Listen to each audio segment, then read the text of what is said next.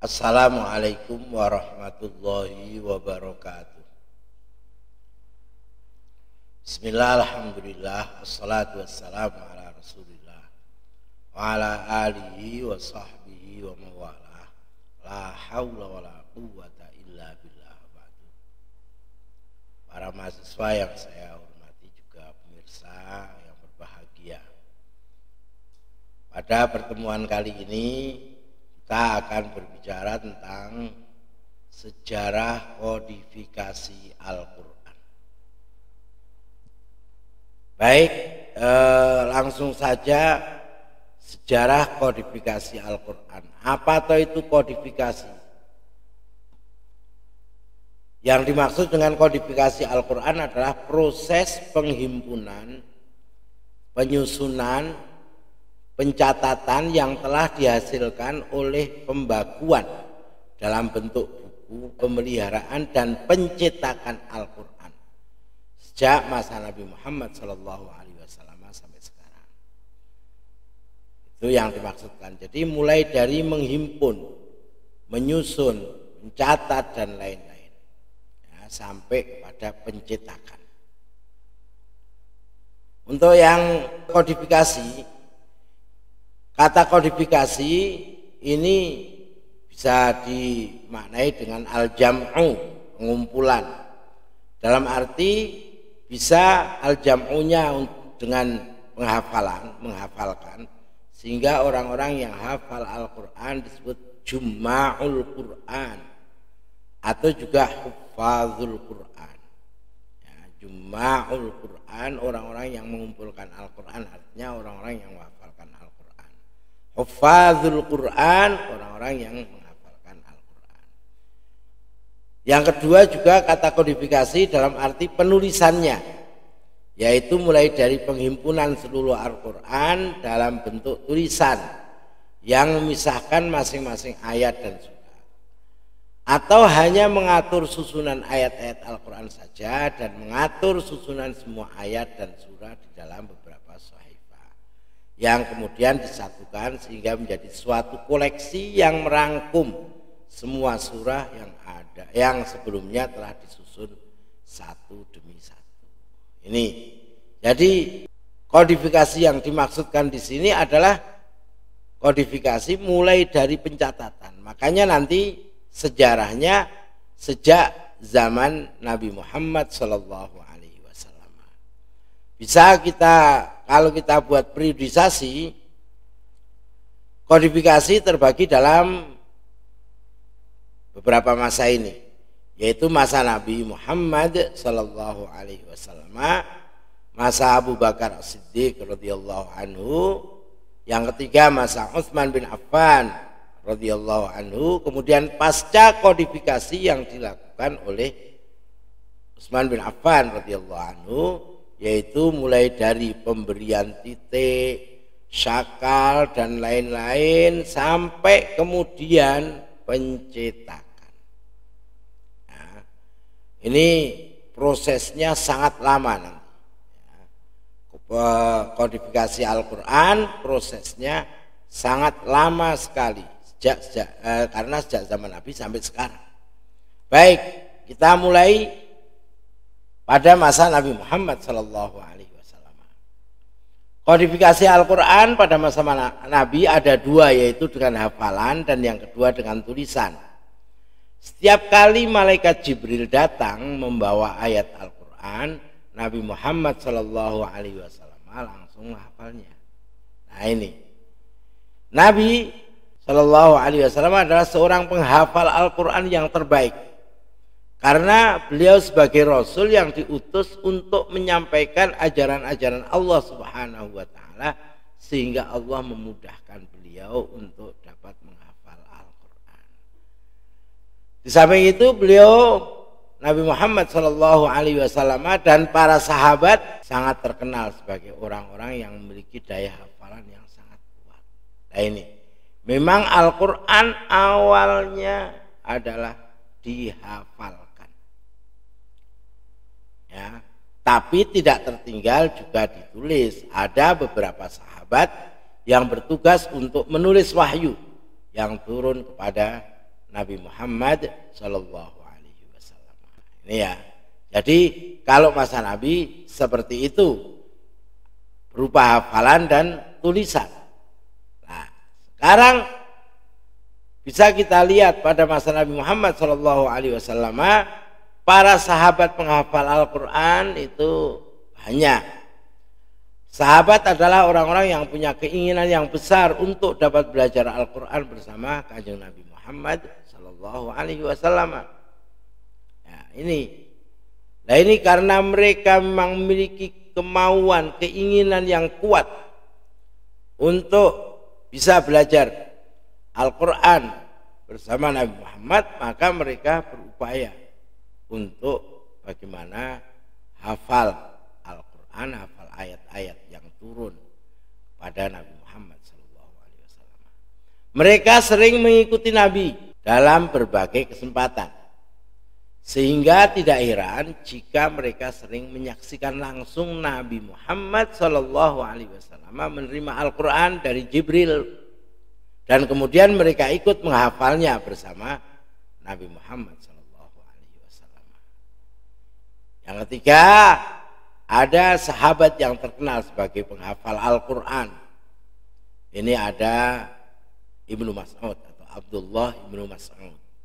Ada Salim bin Ma'qal, ada Mu'adz bin Jabal, ada Ubay bin Ka'ab, ada Abu Zaid bin Sakan, ada Abu Darda, ada Zaid bin Thabit, dan tentu saja juga banyak penghafal Al-Quran yang lain. Ini yang terkenal sebagai penghafal Al-Quran, termasuk sebenarnya Sayyidina Umar bin Khattab, Sayyidina Abu Bakar As-Siddiq, Sayyidina Utsman, Sayyidina Ali, dan lain-lain juga penghafal Al-Quran. Tapi nanti untuk periwayatan rata-rata mengambil dari ini. Bahkan nanti akan diperas lagi periwayatannya rata-rata kepada Zaid bin Thabit dan Ubay bin Ka'ab. Baik, metode tulisan. Artinya tidak hanya penghafalan, tapi bagaimana penulisan Al-Quran pada zaman atau pada masa Nabi Muhammad SAW. Di samping menghafal, Nabi juga berusaha untuk mendokumentasikan Al-Quran dalam bentuk tulisan. Karena itulah beliau menunjuk beberapa orang sahabat yang ahli menulis, seperti Sayyidina Ali bin Abi Thalib radhiyallahu anhu, Sayyidina Muawiyah ibnu Abi Sufyan radhiyallahu anhu, Sayyidina Ubay bin Ka'ab radhiyallahu anhu, dan Sayyidina Zaid bin Thabit. Ini sebagai penulis yang paling terkenal, penulis Al-Quran yang paling terkenal pada masa Nabi Muhammad SAW. Setiap kali turun ayat, beliau memerintahkan menulis ayat tersebut pada tempat yang sudah ditentukan. Maksudnya ini diletakkan di surat ini, ayat ini, atau diletakkan di setelah ayat ini, diletak, dan seterusnya. Baik dalam kelompok surat maupun urutan ayatnya. Ya, jadi itu sudah perintah Nabi. Dan ini nanti sebagaimana yang sudah kita jelaskan pada pertemuan yang lalu, sudah tauqifi. Tauqifi penentuan ayat maupun suratnya. Alat yang digunakan untuk tempat menulis itu ada pelepah kurma, ada lempengan batu, ada daun lontar, ada kulit kayu, ada potongan tulang, ada kulit hewan. Ini alat-alat yang dipakai untuk dijadikan tempat untuk menulis Al-Quran. Ya, baik. Para sahabat Nabi Muhammad SAW sebagai menulis Al-Quran, sebelum Nabi wafat, seluruh ayat Al-Quran sudah ditulis secara lengkap, namun belum terkumpul dalam satu mushaf. Ini, nah, ini jadi walau bagaimanapun sudah ditulis, tapi ada di berbagai lembaran-lembaran yang berupa ada kulit hewan, ada daun lontar, ada lempengan batu dan lain-lain yang sudah dijelaskan tadi. Kemudian kenapa tidak dikumpulkan dalam satu mushaf pada masa Nabi Muhammad SAW?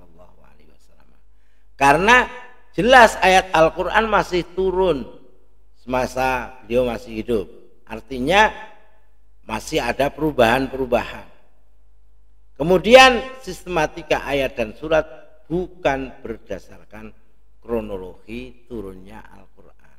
Karena Nabi tadi memerintahkan, seperti kita ketahui, memerintahkan untuk meletakkan wahyu yang turun di ini, setelah ayat ini, pada surat ini dan lain-lain.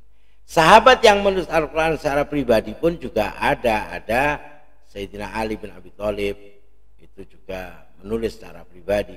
Sayyidina Mu'adz bin Jabal, Sayyidina bin Ka'ab, Ibnu Mas'ud, Zaid bin Thabit dan lain-lain, mereka banyak yang memiliki mushaf sendiri-sendiri, artinya kumpulan Al-Quran sendiri-sendiri.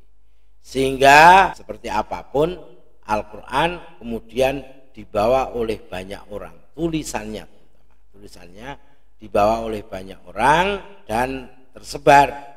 Dan ini kadang kemudian terjadi ada yang kurang, ada yang kurang ayat-ayat tertentu atau wahyu-wahyu tertentu yang belum tertulis pada salah satu dari para sahabat ini, karena mereka tidak selalu setiap ayat turun ada di samping Nabi Muhammad SAW. Nah, nanti akan jadi permasalahan. Nah, pada masa Abu Bakar As-Siddiq kemudian terjadi permasalahan apa? Ya nanti dulu, sekarang yang dimaksud dengan kodifikasi pada masa Abu Bakar As-Siddiq adalah kodifikasi atau pengumpulan Al-Quran yang masih terpisah pada berbagai macam lembaran menjadi satu kesatuan yang utuh. Nah ini lembaran-lembaran yang ada pada sahabat, ada mungkin lembarannya 1 atau 2 atau 3 atau 4 yang dibawa oleh para sahabat. Nah ini terjadi kodifikasi atau pengumpulan Al-Quran yang masih terpisah-pisah dalam lembaran-lembaran itu.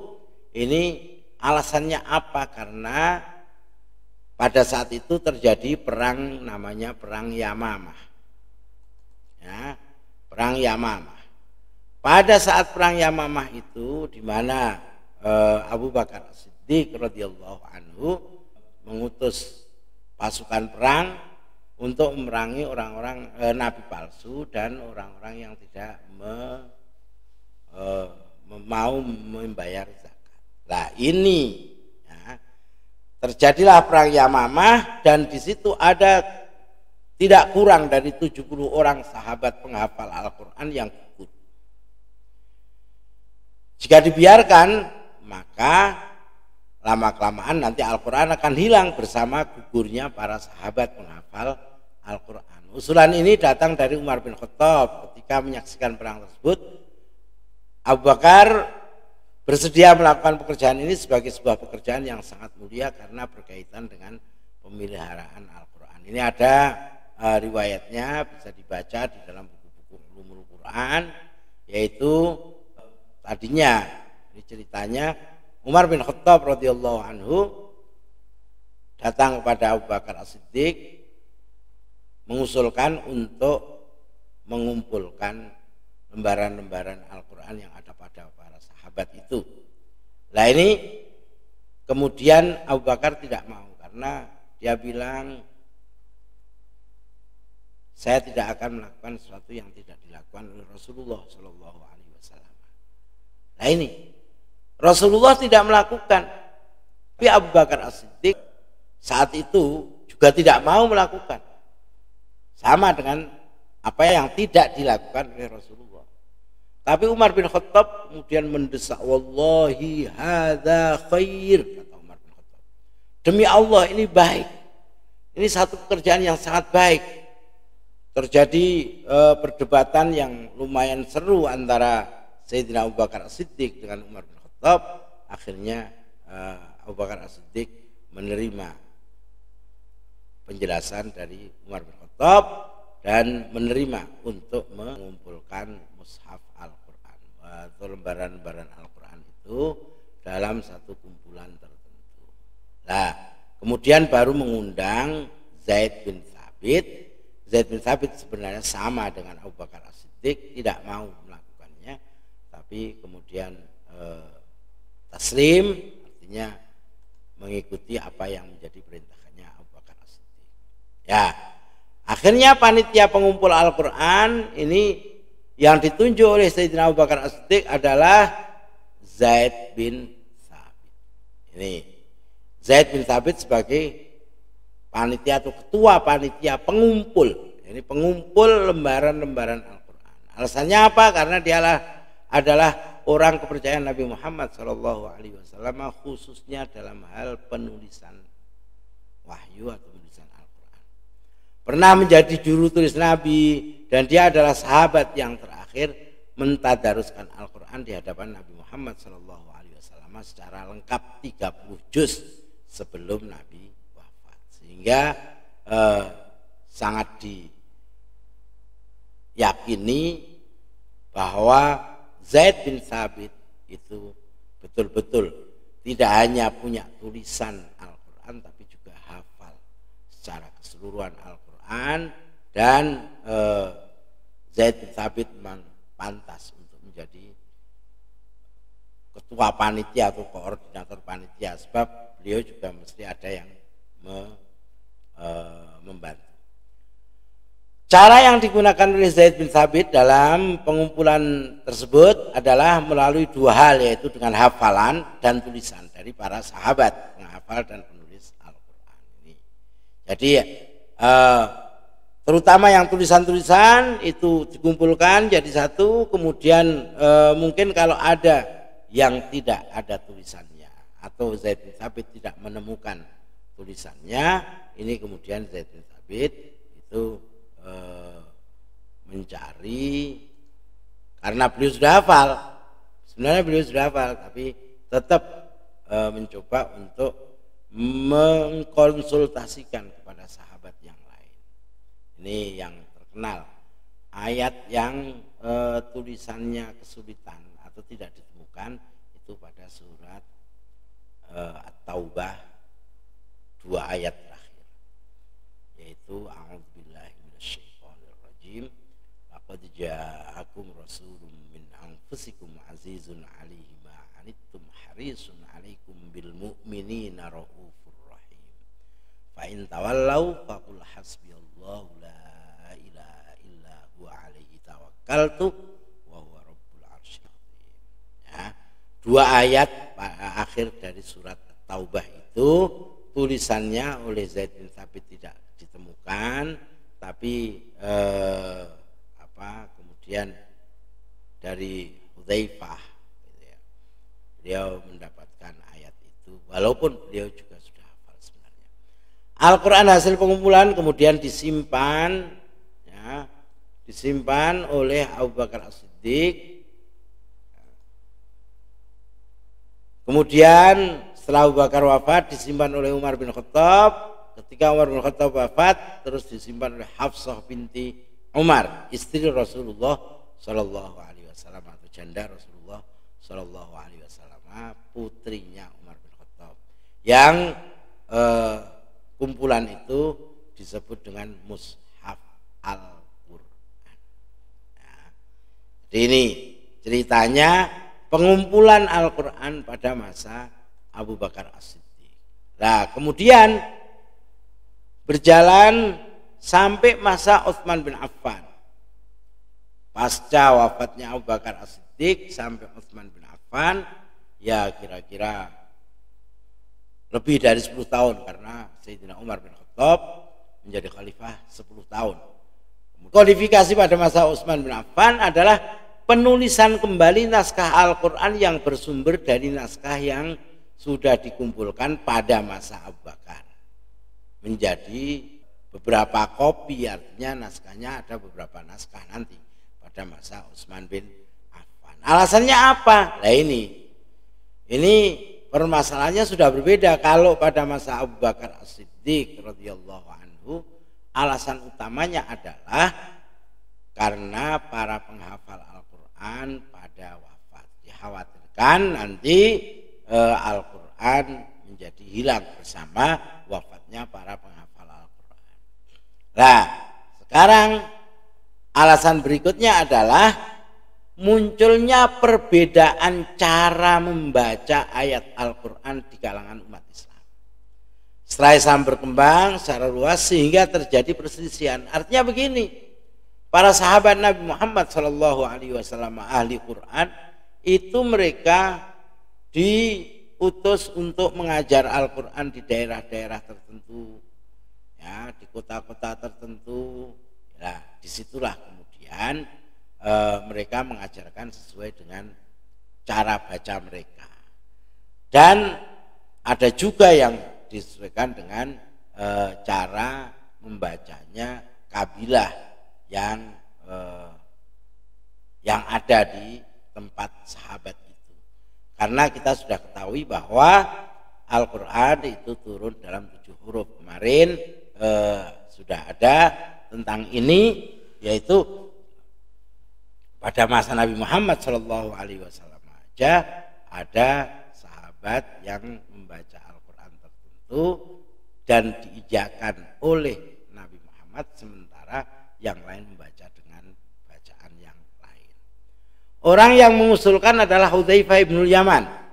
Setelah dia melihat perselisihan di kalangan umat Islam, yaitu ketika terjadinya perang umat Islam dengan masyarakat Armenia atau musuhnya di Armenia dan Azerbaijan, di mana di situ ketika terjadi peperangan itu ternyata para tentara itu masing-masing dari daerah-daerahnya yang macam-macam itu masing-masing memiliki cara membaca Al-Quran yang berbeda. Akhirnya mereka ya berselisih dalam artian bahwa bacaan mereka lah yang benar, bacaan saya yang benar, bacaan saya yang benar, bacaan saya yang benar.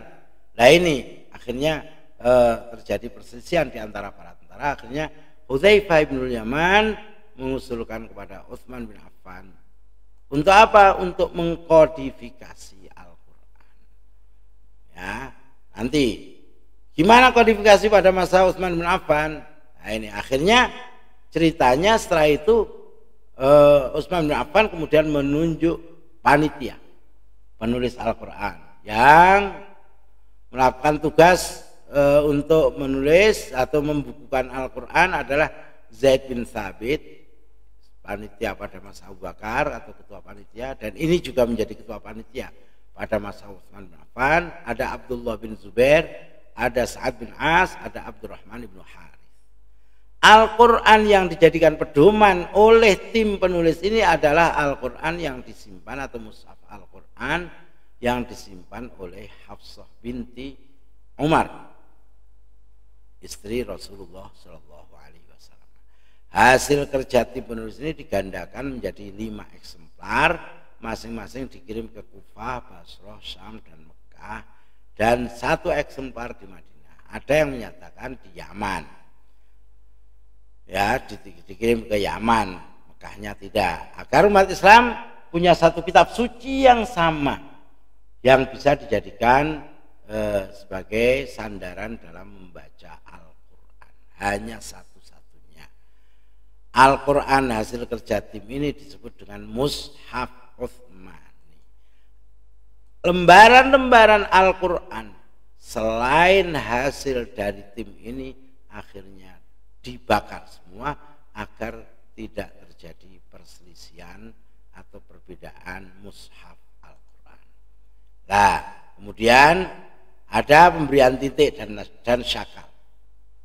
Setelah Utsman bin Affan ini ada permasalahan yang lain lagi. Ini latar belakangnya apa? Karena sering terjadi ujmah. Ujmah itu kekeliruan dalam menentukan jenis huruf. Karena dulu huruf itu tidak ada harokat, tidak ada titik, sehingga ba, ta, sa, ya, nun sama. jim ha kho sama dan lain-lain. Nah, ini banyak kekeliruan menentukan huruf. Ini huruf apa ini? Ya, terjadi ujbah dan terjadi lahan kesalahan dalam membaca. Ya, mereka keliru membacanya yang sebenarnya harus dibaca dengan huruf tertentu, ternyata dibaca dengan huruf yang lain. Atau juga tidak hanya itu, mereka keliru juga dalam membaca huruf sesuai dengan makhrajnya, karena tulisannya juga ada kesulitan untuk membedakan antara satu huruf tertentu dengan huruf yang lain. Nah, ini untuk pemberian titik dan syakal ini ada terbagi dalam 3 periode. Nah, pertama ini ketika Khalifah Ali bin Abi Thalib radhiyallahu anhu mempunyai inisiatif untuk membuat i'rab Al-Quran. I'rab Al-Quran artinya ini agar bacanya Al-Quran benar sesuai dengan i'rabnya, ya, untuk mempermudah umat Islam dalam mempelajari bahasa Arab dan membaca Al-Quran. Usaha atau inisiatif yang dari Sayyidina Ali ini kemudian ketika menjadi khalifah kemudian dilaksanakan oleh seorang ahli bahasa Arab namanya Abul Aswad Ad-Du'ali. Nah, ini Abul Aswad Ad-Du'ali pada saat itu dia memberi titiknya atau memberi titik hanya i'rab. Jadi i'rabnya itu dikasih titik, harokatnya, syakalnya itu berupa titik. Jadi ini sebenarnya juga terjadi sejak zaman Umar pun pernah terjadi hal yang model seperti ini, ya, karena kesalahan i'rab. Ini ada riwayat seperti ini bahwa ada seorang Badui datang pada masa Khalifah Umar bin Khattab radhiyallahu anhu ke Madinah Munawwarah. Nah, dia berkata, si orang Badui ini, Arabi ini, siapa yang bisa membacakan ayat Al-Quran kepada saya yang diturunkan oleh Allah kepada Rasulnya Nabi Muhammad SAW. Akhirnya ada seseorang membacakan surat Baro'ah dan membaca pada ayat Annallaha bari'um minal musyrikin wa rasuluh. Dibaca jer berarti Annallaha bari'um minal musyrikin wa rasulih. Badui itu bilang, loh, berarti Allah bari'a, Allah terbebas, Allah tidak ada hubungan dengan orang-orang musyrik dan Rasulnya. Nah ini, jika Allah aja terbebas dari Rasulnya, maka saya lebih terbebas pada Rasul itu daripada Allah Subhanahu wa ta'ala. Wah, cerita itu kemudian sampai kepada Umar. Lalu orang itu dipanggil oleh Umar, "Hei Arabi, orang Badui, apakah kamu terbebas?" Artinya tidak ada hubungan apapun dengan Kanjeng Nabi Muhammad Shallallahu Alaihi Wasallam. Artinya tidak ada hubungan. Pokoknya saya nggak mau. Iya ya Amirul Mukminin. Hei Amirul Mukminin, saya itu datang ke Madinah. Saya tidak memiliki pengetahuan tentang Al-Quran sama sekali. Lah saya tanya, siapa yang bisa membacakan Al-Quran pada saya? Lah saya dibacakan surat ini. Dia bilang Anallah bari'um minal musyrikin wa rasulihi, pakai wa rasulih. Terus saya tanya, loh, apakah Allah terbebas dari Rasulnya? Kalau begitu saya lebih terbebas. Umar, oh tidak begitu, kata Umar, tidak begitu. Terus gimana ya Amirul Mukminin?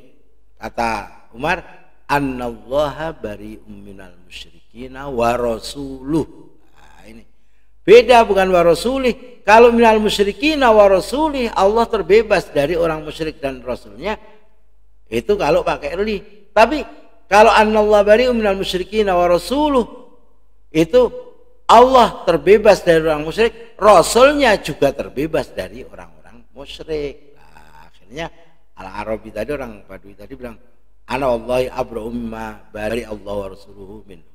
Saya demi Allah lebih bebas daripada apa yang Allah terbebas dari orang itu. Allah dan Rasulnya terbebas dari orang-orang musyrik. Akhirnya Umar bin Khattab memerintahkan agar orang yang mengajar Al-Quran, membacakan Al-Quran kepada orang lain itu harus orang yang pinter bahasa Arab. Oh ini sekarang guru-guru Quran ya nggak tahu bahasa Arab banyak sekali. Tapi nggak apa-apa kalau sekarang sudah ada harokatnya, sudah ada tanda-tandanya, asal tahu aja. Dan memerintahkan Abul Aswad Ad-Du'ali untuk membuat atau mengarang tentang ilmu bahasa Arab nahwu ini nanti ya. Nah ini saya katakan justru sudah terjadi pada masa Umar bin Khattab radhiyallahu anhu permasalahan-permasalahan nahwiyah, permasalahan-permasalahan nahwu yang ada pada Al-Qur'an. Nah, ini masa kedua itu berawal banyaknya kesalahan membaca Al-Qur'an. Jadi sudah dikasih tanda tapi belum sempurna. Ini Khalifah Muawiyah bin Abi Sufyan merintahkan Abul Aswad Ad-Du'ali untuk membuat tanda baca dengan memberikan tanda titik dengan warna yang berbeda dengan warna tulisan Al-Qur'an. Kalau tulisannya Al-Qur'an hitam, warnanya dibuat warna merah. Hal ini bertujuan untuk mempermudah membedakan antara huruf hijaiyah dengan tanda baca. Nah, ini pada masa Muawiyah bin Abi Sufyan meneruskan apa yang sudah dilakukan oleh Sayyidina Ali bin Abi Thalib. Kemudian pada masa Abdul Malik bin Marwan, dia merintahkan Nasr bin Asim dan Yahya bin Ya'mur untuk membuat tanda huruf guna membedakan huruf yang mempunyai karakter penulisan yang sama. Jadi gini, kalau Abul Aswad Ad-Du'ali itu urusannya dengan i'rab. I'rab dalam artian harokat akhir itu kalau fathah dikasih titik di atas merah, kalau kasroh dikasih titik bawah, begitu seterusnya. Ya, lah sementara masih banyak kejadian kesalahan baca Al-Quran, terutama di huruf-hurufnya. Akhirnya Abdul Malik bin Marwan lewat gubernurnya Ajaz, ya kan? Ini memerintahkan Nasr bin Asim dan Yahya bin Ya'mur untuk membuat tanda huruf yang membedakan ba dengan ta, dan lain-lain itu apa. Nah, ini yang karakter penulisannya sama, dibedakan dengan memberi titik. Nah, kemudian yang ketiga, periode ketiga, ini ada permasalahan yang lain lagi. Kalau tadi keliru membaca huruf, sekarang ternyata umat Islam kebingungan membaca Al-Quran. Hal ini disebabkan banyaknya tanda titik pada tulisan Al-Quran, ya, yang dibuat oleh Abul Aswad Ad-Du'ali. Karena apa? Ada titik yang membedakan antara huruf satu dengan huruf yang lain, ada titik yang membedakan harokat-harokat tertentu di fathah, kasroh dan lain-lain. Orang-orang pada bingung baca Al-Quran, kaya ngono sulitnya bukan main. Nah ini apalagi pada masa Abdul Malik bin Marwan itu Islam sudah sampai ke Eropa, terutama pada masa Al-Walid ibnu Abdul Malik itu umat Islam menundukkan Spanyol, dan Spanyol atau Andalus menjadi salah satu daerah Islam. Nah ini semakin bermasalah akhirnya atas inisiatif seorang yang sangat ahli dalam bidang bahasa, yaitu Al-Khalil ibnu Ahmad Al-Farahidi. Beliau membuat pembeda antara tanda titik pada huruf dan tanda titik syakal. Artinya tadi ba titik di bawah satu, ta titik di atas dua, tapi ternyata kemudian ada titik sebagai harokat. Nah ini akhirnya Al-Khalil ibnu Ahmad Al-Farahidi yang juga terkenal sebagai penemu ilmu arud wal qawafi, tentang bahar-bahar yang ada pada syair Arab, nazom Arab, syair-syair Arab. Ini yang membuat adalah Al-Khalil bin Ahmad Al-Farahidi. Beliau gurunya Imam Sibawayh yang dikatakan sebagai bapak penemu ilmu nahwu. Tapi sebenarnya Al-Khalil bin Ahmad ini juga sudah mulai. Nah, cuma orang pertama yang mensistematisasikan ilmu nahwu adalah Imam Sibawayh dalam bukunya yang dikenal dengan nama Al-Kitab.